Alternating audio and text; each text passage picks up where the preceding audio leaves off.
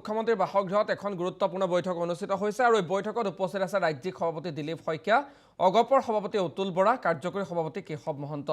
আমি ইতিমধ্যে জনাইছো বৈঠকত অংশগ্ৰহণ কৰিব হাগ্ৰামা মহিলাৰীয়ে। NDAৰ জয়ী প্ৰাৰ্থীসকলে অংশগ্ৰহণ কৰিব এই বৈঠকতে নতুন মন্ত্ৰীসভা সন্দৰ্ভত আলোচনা কৰাৰ সম্ভাৱনা আছে।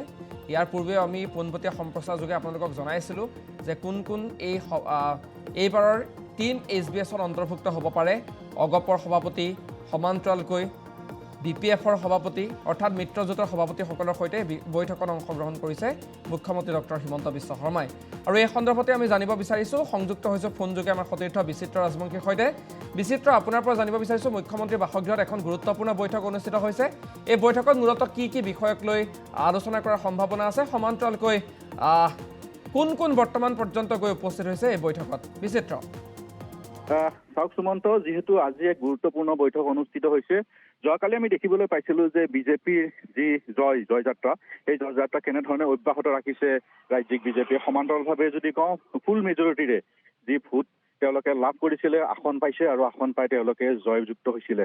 আৰু এই মুহূৰ্তত যদি কওঁ তেতিয়াহ'লে আমি মুখ্যমন্ত্ৰীৰ যি চৰকাৰী বাসগৃহ আছে, সেই বাসগৃহতে প্ৰতিগৰাকী যি কেণ্ডিডেট বা প্ৰাৰ্থী আছিলে বা যিসকলে জয়যুক্ত হৈ আহিছে, প্ৰতিগৰাকী বিধায়ক হ'বলগীয়া বিধায়ক তেওঁলোক আহি উপস্থিত হৈছে আৰু উপস্থিত হৈ মুখ্যমন্ত্ৰীক তেওঁলোকে ধন্যবাদ জনাইছে। আৰু সমান্তৰালভাৱে যদি কওঁ তেতিয়াহ'লে আগন্তুক দিনসমূহত কেনেকুৱা ধৰণৰ পৰিকল্পনা হ'ব বা ৰাজ্যিক বিজেপিয়ে কেনেকুৱা ধৰণৰ পৰিকল্পনা কৰিব, সেই পৰিকল্পনাসমূহৰ বিষয়ে আলোচনা কৰা হ'ব। সমান্তৰালভাৱে যদি কওঁ তেতিয়াহ'লে বিশেষকৈ যি মন্ত্ৰিত্বৰ ক্ষেত্ৰত কেইবাগৰাকীও যি জ্যেষ্ঠ বিধায়ক আছে, সেই বিধায়কৰ নাম উচ্চাৰিত হৈ আছে আৰু তেওঁলোকক কেনেধৰণৰ কি বিষয় বাব দিয়া হ'ব। সমান্তৰালভাৱে যিখিনি আপোনাৰ বিধায়ক আছে, সেই বিধায়কসমূহৰ যি আধৰুৱা যিসমূহ কাম কাজ, যিসমূহ আঁচনি, সেই আঁচনিসমূহ কেনেধৰণে ৰাইজৰ মাজলৈ লৈ যাব, সেইসমূহৰ বিষয়েও আলোচনা কৰা হ'ব। কিয়নো আমি যদি কওঁ বিজেপিৰ মূল মন্ত্ৰটোৱে হৈছে ৰাইজৰ সেৱা কৰা, আৰু সেই ৰাইজৰ সেৱা কৰাৰ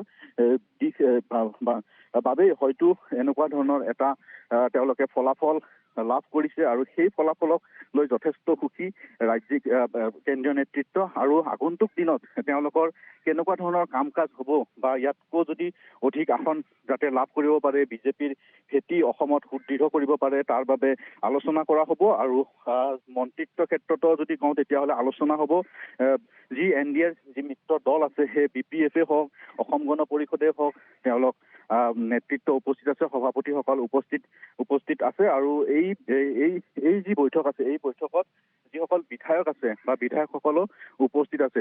মূলতঃ যদি কওঁ তেতিয়াহ'লে আগন্তুক দিনত 2026ৰ কেনেকুৱা ধৰণৰ পৰিকল্পনা হ'ব বা 5টা বছৰত যিসমূহ কাম কাজ আছে বা যিসমূহ কাম কাজ আধৰুৱা হৈ থাকিলে, এই কাম কাজসমূহ কেনেদৰে কৰিব, এই সমস্ত বিষয়সমূহক লৈও আলোচনা কৰা হ'ব এইখন বৈঠকতে। এক গুৰুত্বপূৰ্ণ বৈঠক এই মুহূৰ্তত যিহেতু, আৰু সেই বৈঠকত প্ৰতিটো যি দল আছে বা প্ৰতিটো যি NDAৰ মিত্ৰজোঁট যি দল আছে, সেই দলৰ বিষয়ে তেওঁলোকৰ নেতৃত্ব উপস্থিত থাকিব। এক প্ৰকাৰে যদি কওঁ তেতিয়াহ'লে যথেষ্ট গুৰুত্বপূৰ্ণ বৈঠক এইখন, আৰু এই বৈঠকখনে নিৰ্ধাৰণ কৰিব 5টা বছৰৰ যি ৰূপৰেখা, তেওঁলোকে কেনেধৰণে কাম কৰিব বা অন্যান্য যিসমূহ তেওঁলোকৰ কাম কাজ আছে, এই কাম কাজসমূহ কেনেধৰণে আগবাঢ়িব, সেই বিষয়ে আলোচনা কৰা হ'ব। কিছু সময় পিছতে যিসকল বিধায়ক আছে, সেই বিধায়কসকল বাহিৰলৈ ওলাই অহাৰ পিছত তেওঁলোকৰ আমি মন্তব্য ল'বলৈ চেষ্টা কৰিম বা যত্ন কৰিম। তাৰপিছত অধিক তথ্য আমি আগবঢ়াবলৈ চেষ্টা কৰিম অসম লাইভ 24ৰ দৰ্শকসকলক। সুমন্ত, ধন্যবাদ জ্ঞাপন কৰিছোঁ বিচিত্ৰ ৰাজবংশী। আৰু ইতিমধ্যে বিচিত্ৰৰ জৰিয়তে আমি তথ্য ল'বলৈ চেষ্টা কৰিছোঁ। মুখ্যমন্ত্ৰী বাসগৃহত এই গুৰুত্বপূৰ্ণ বৈঠক অনুষ্ঠিত হৈছে। বৈঠকত অগপ আৰু BPF দলৰ সভাপতি বৰ্তমান উপস্থিত আছে আৰু সকলো আচলতে প্ৰাৰ্থী বৰ্তমান উপস্থিত থকা বুলি আমি জানিব পাৰিছোঁ। মন্ত্ৰিত্ব সমান্তৰালকৈ শপত গ্ৰহণৰ দিন, এই দুয়োটা বিষয়তে আলোচনা চলি আছে মুখ্যমন্ত্ৰী বাসগৃহত অনুষ্ঠিত এই বৈঠকত।